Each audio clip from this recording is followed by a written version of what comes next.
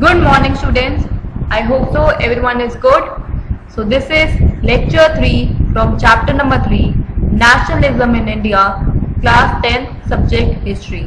So we have started off with this chapter and we have completed the 2 series from this chapter. Now we are going to discuss the 3rd series from this chapter in this particular lecture, and which is towards the civil disobedience. So this was one of the most famous movement that happened pre-independence, and till now it is remembered as one of the biggest movement that happened by Mahatma Gandhi, the Salt March, as you must be aware about this particular movement as well. So we'll discuss about that today.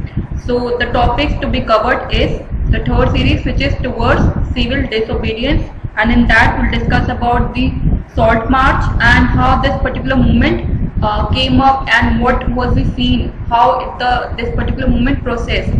So we'll discuss that in the civil disobedience movement, and I will give you the homework solution that I have given in the previous lecture and the homework that I am going to assign you in this particular lecture. So let's get started with the lecture now. The first topic that I am going to take is towards civil disobedience. So how it all started, so how this particular concept and this movement came in the mind of Mahatma Gandhi. So in February 1922, as you all know, Mahatma Gandhi decided to withdraw the non-cooperation movement because that particular movement has created a lot of violence. Amongst the peoples and all areas around India. He thought and he felt that the movement was turning a lot violent in many places, and satyagrahis needed to be properly trained before they would be ready for mass struggles. So he thought that the team that he is making for this particular process is not trained yet. They need to be trained in a particular way so that they don't turn out to be violent. They don't turn out to be making this particular movement in such a way that is going to harm people. So what he basically felt that the movement was turning a lot more violent in many places, and he felt that the satyagrahis need to be properly trained before he would be ready for such mass struggles. So within the Congress, some leaders were by now tired of mass struggles and wanted to participate in elections to be provincial councils that had been set up by the Government of India Act of 1990. So now, just because of Mahatma Gandhi, Congress team, the Congress party was in the favor of these particular movement. They were also initiating these particular movements by Mahatma Gandhi, but now they were all tired and of these mass struggles that was going on, and they want to participate and win these elections that were going to happen in the provincial councils that had been set up by the Government of India Act in 1919. So they felt that it was important to oppose British policies within the councils and urge for reform, and also demonstrate that these councils were not truly democratic. So they thought that why not to do it in a very proper and इसको कानूनी तौर पे हम solve करने की कोशिश करते हैं. Why to do these movements and all that stuff? So they thought about the idea that came in their mind was this: कि we should do it by law. So they felt that it is important to oppose this British policies within the councils only, urge for reforms, and also demonstrate that these councils were also truly democratic. So there was C.R. Das and Motilal Nehru formed their own party as Swaraj Party within the Congress to urge for a return to council politics. So they want to return to this council politics. So they withdraw themselves from Congress party and they started their own with Swaraj Party. But younger leaders like Jawaharlal Nehru and Subhash Chandra Bose passed for more radical mass alienation and for full independence. But still, there was many young leaders were there, just like Jawaharlal Nehru, Subhash Chandra Bose. They were the one who was not initiating with this, only just giving them only half of independence, and which still there will be a power to Britishers. Some power should be there in the hand of Britishers. They were not agreeing with that. They want that there should be mass alienation for the full independence of India in the hand of Indians only. So in such a situation of internal debate and distinction two factors again shaped Indian politics towards the late 1920s. So the first was the effect of the worldwide economic depression. Agricultural prices began to fall from 1926 to collapse after 1930. So I have told you about this thing in the previous lecture also. So what was the situations that happened in these particular years? So there was an economic depression that happened. The prices have been raised to a very next level, doubled, जिसे हम कह सकते हैं double हो गए थे, and people were not able to buy the things. They were affecting basically the poor and the middle class people. Agriculture prices also began to fall from 1926 to collapse after 1930. So after a while, the prices started to fall in basically in 1926, and it basically collapsed in 1930. Then as the demand for agriculture goods fell and exports declined, peasants found it difficult to sell their harvest and pay their revenue. So just because of the demand for agriculture goods fell and exported, जो factories थी, they declined it. So what the peasants found it very difficult to sell their own crops and harvest them and pay their revenue. So by 1930, the countryside was in the turmoil. Against this background, the new Tory government in British constituted a stationery commission under Sir John Simon. So you all must be aware of the Simon Commission. So we'll talk about that also. So there was a setup in response to this nationalist movement, and the commission was to look into the functioning of the constitutional system in India and suggest changes. So there was this nationalist movement that was under the Sir John Simon. So he responded back that this commission should look into the functioning of the constitutional system in such a way that they want the major changes that should happen in the favor of Britishers and the rest for the Indians. So the problem was the commission did not have a single Indian member in it. So that's why they all were Britishers, and that's why they want all the benefits. They just wanted that the Britishers to have, and the Indians were in the जो दबे होते हैं, जो दबे वाली category में आते हैं, वो उसमें चले जाएं. So he wants the back this particular constitution wants the same. So if we talk about the Simon Commission, the Simon Commission was a group of 7 MPs from Britain. They were all from Britain who was sent to India in 1928 to study the constitutional reforms and make recommendations for the government. So the commission was originally named the Indian Stationery Commission, and it came to be known as the Simon Commission. After its chairman was Sir John Simon, as you all know. So, but majorly when the Simon Commission arrived in India in 1928, it was greeted with the slogan of "Go back, Simon," because it was all Britishers, all people were British. So basically, Indians were opposing them with the slogan "Go back, Simon," and all parties, including the Congress and the Muslim League, participated in the demonstration.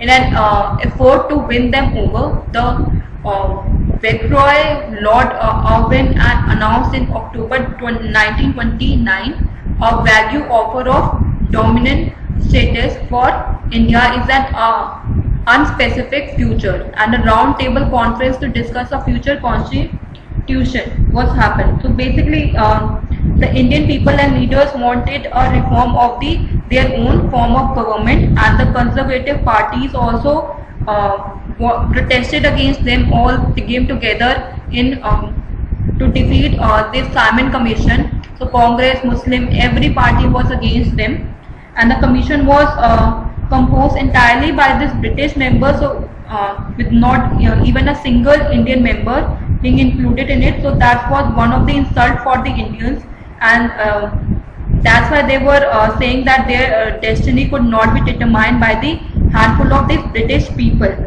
So the security state of for India, Lord Brickend and this Lord Irwin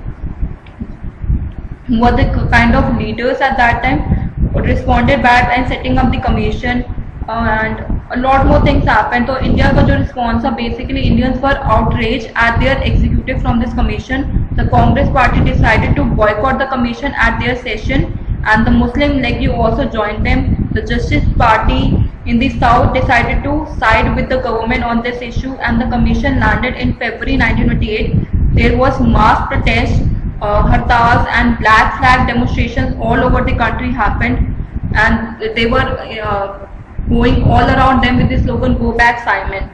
In Lahore also this happened,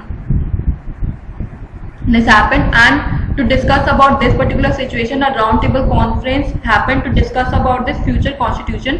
This did not satisfy the Congress leaders at all, and the radicals within the Congress led by Jawaharlal Nehru and Subhash Chandra Bose become more assertive about it, that we don't want this particular commission in our own country and we will boycott it in anyhow. So the liberals and moderates who were proposing a constitutional system within the framework of British dominance gradually lost their influence, and in December 1929, under the presidency of Jawaharlal Nehru, the Lahore Congress formalized the demand of Purna Swaraj or full independence for India.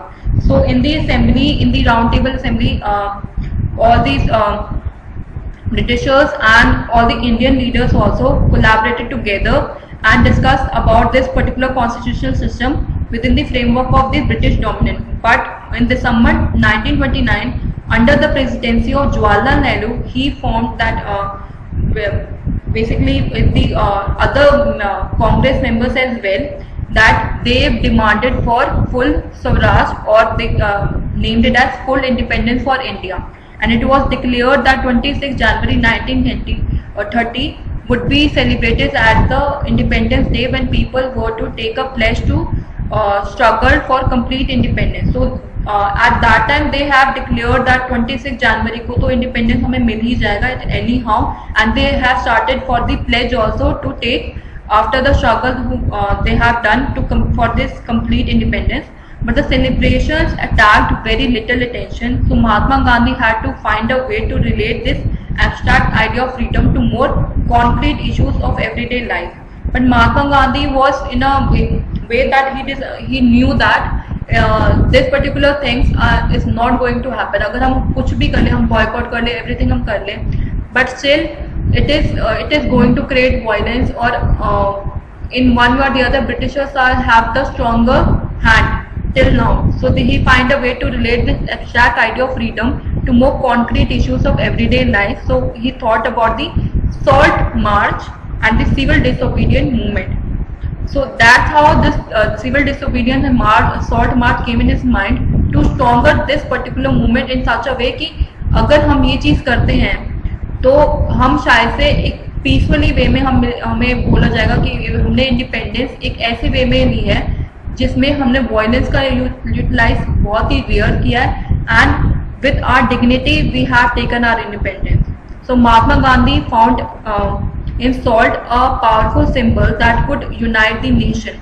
So he thought about this, and on 31 January 1930 he sent a letter to Viceroy Erwin stating 11 demands, and some of these were of general interest. So he thought of this particular movement, and he have sent Viceroy Erwin stating his 11 demands in it, and some of them were of general interest.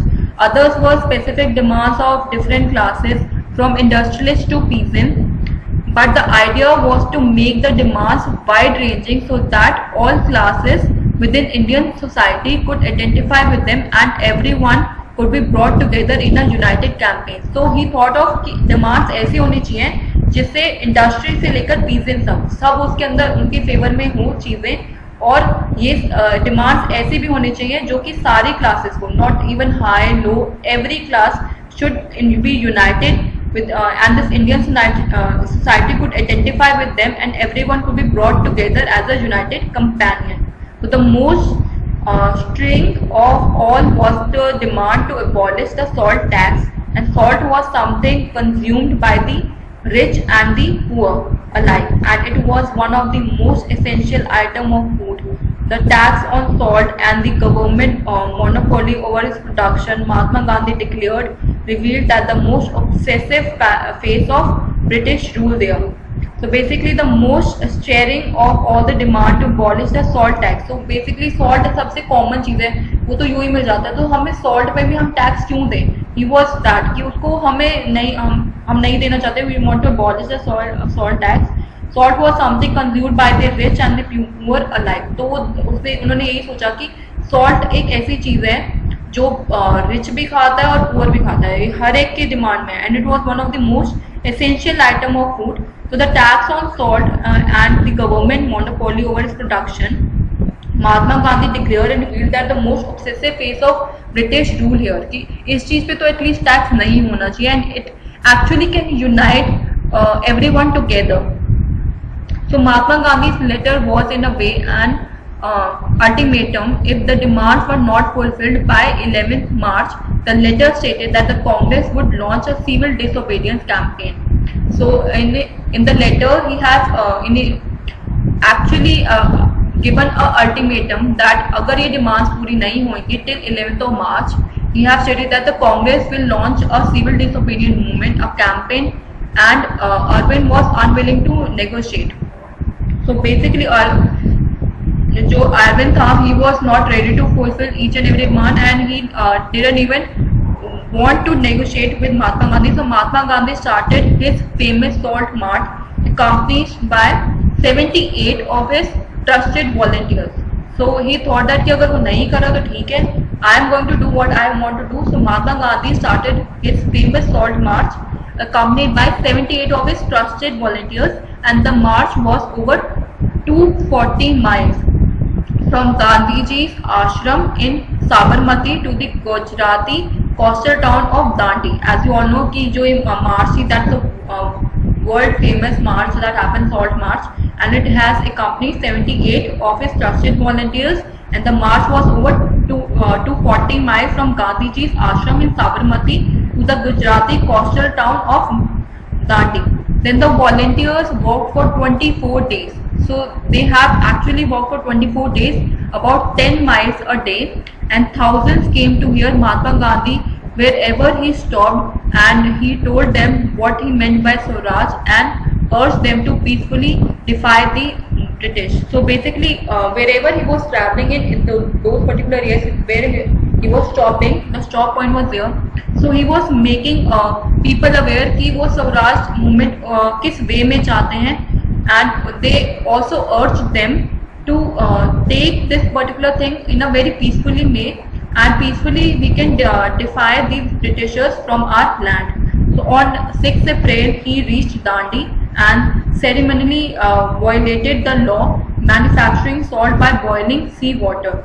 So there when they actually reached on 6th of April, and they started boiling the sea water and taking salt for each and every person there. So he started with manufacturing salt by boiling sea water with his volunteers.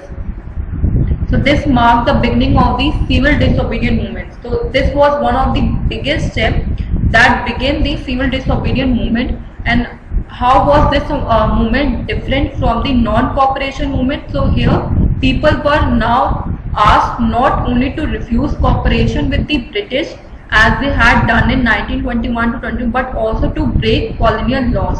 So basically non-cooperation movement, they were refusing their things, but they were not, they don't have to, were not breaking these colonial laws. But here they are refusing the cooperation with the British, and they are breaking the colonial laws as well in a very peacefully way. It was turned out to be violent, but in this case it didn't conducted in a very violent way, but it was very peaceful, and thousands in different parts of the country broke the salt law, manufactured salt and demonstrated in front of government salt factories. As the movement spread, the foreign cloth was boycotted and liquor shops were picketed. Peasants refused to pay revenue and Chowkidari taxes, village officials resigned, and in many places forest people violated forest laws, going into reserve forest to collect wood and graze cattle. So all these things happened after this particular movement happened. So in such a situation, Mahatma Gandhi once again decided to call off the movement and enter into a pact with Arvin on 5th March 1931. So he thought that कि वो पूरे मार्च में तो ये सारी चीजें नहीं हुई थी, कोई वायलेंट नहीं होता, peacefully it was conducted, but उसके बाद फिर से सिचुएशंस आउट ऑफ कंट्रोल होने लग गई, चीजें बिगड़ने लग गई थी उस पॉइंट ऑफ टाइम में. So Mahatma Gandhi again thought to call off the movement and enter into a pact with Arvin on 5th March 1931. By this Gandhi and Arvin pact, Gandhi ji consented to participate in a round table conference. So he decided to participate in the round table conference, where the Congress had boycotted the first round table conference in London, and the government agreed to release the political prisoners. So in December 1931, Gandhiji went to London for the conference, but the negotiations broke down and he returned disappointed. So basically he thought that चलो ठीक है, इनकी बात भी सुन के देखते हैं, ये अगर ये हमारे साथ थोड़ा बहुत ही नेगोशिएट कर ले, हम थोड़ा बहुत भी इधर उधर करके इस चीज को हम सेटल डाउन कर सकते हैं. सो ही फर्स्ट राउंड टेबल था वो कांग्रेस से मना कर दिया था, बॉयकॉट कर दिया था जो लंदन होने वाला था. But in December 1931 Gandhi ji went to London for the conference for the negotiations broke down. तो जो भी नेगोशिएशंस वो करना चाहता था वो Britishers they were not agreeing with him. So he return back disappointed that they didn't respond well to him. So back in India, when he returned, he discovered that the government had begun a new cycle of repression, and Ghaffar Khan and Jawaharlal Nehru were both in jail. The Congress had been declared illegal, and a series of measures had been imposed to prevent meetings, demonstrations, and boycotts. With great appreciation, Mahatma Gandhi relaunched the civil disobedience for over a year, and the movement continued. But by 1934 it lost its momentum. So when he returned back to India, he discovered that everything had been changed. So what the thing was that the government had begun a new cycle of repression. जो उन्होंने एक नया ही चीज सोचा था वो उसके बिल्कुल ही अपोजिट होने लग गया. So there was two members, एक तो था गाफर Khan and Jawaharlal Nehru. They were both in jail at that time, and the Congress had been declared as illegal party, and a series of measures had been imposed to prevent these meetings, demonstrations and boycotts. तो बहुत सारे measurements इन Britishers से लेना शुरू कर दिए थे कि हमने मीटिंग्स नहीं होने देंगे, इनके बीच में डेमोन्स्ट्रेशंस, बॉयकॉट्स, ये सब हम ऐसे इन्होंने ऐसी चीजें इंट्रोड्यूस कर दी थी कि सब ना हो सके. And with great appreciation Mahatma Gandhi thought that कि we should relaunch this civil disobedience movement again, and for a year the movement continued, but by 1934 it lost its momentum. So again the same thing was happening, the violence and everything stuff was happening again. So he was again disappointed and he wanted to follow that particular thing. Rest we will discuss in the next particular lecture. So the homework solution that I have given you in the previous lecture was that you have to tell about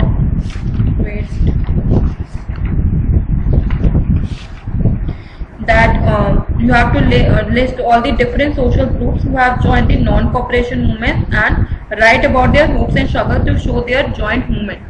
So the non-cooperation movement in 1921 united Indians against the British atrocities in India. People belonging to all social groups joined Gandhi in his particular movement, and the most prominent social groups were firstly the Congress Party. So the Congress Party was the first one who initiated with this particular movement, and the members of the Congress including Gandhi announced the non-cooperation movement at that time. They hoped that laws in trade would force the British out of India. So they thought that if there will be a loss in their trading system, there might be a chance that the Britishers could get out of India because they were not getting profit out of it. So they led protests all over the country. Students and teachers also joined this particular movement. So the student body became a major force against the British during the non-cooperation movement, and teachers mobilized the people for the cause, while students boycotted the British educational system, burning their books in the protest. And there was traders and merchants also initiated here. Despite facing loss in their businesses, traders and merchants boycotted British goods, and they did not sell British goods in the market and only sold goods that were manufactured by the Indians. So their purpose was to awaken the British market in India. So the homework that I want to assign you in this particular lecture is discuss about the Salt March to make clear why it was an effective symbol of resistance against against colonialism. So you have to say that why was this Salt March was so important, and it make clear why it was an effective symbol of resistance against colonialism. So you have to write this answer, and if you have any doubts, come in the online class and we are going to discuss your doubts there if you have any doubt in any of these topics. So that's it for this lecture. Thank you so much, and just take care of yourself.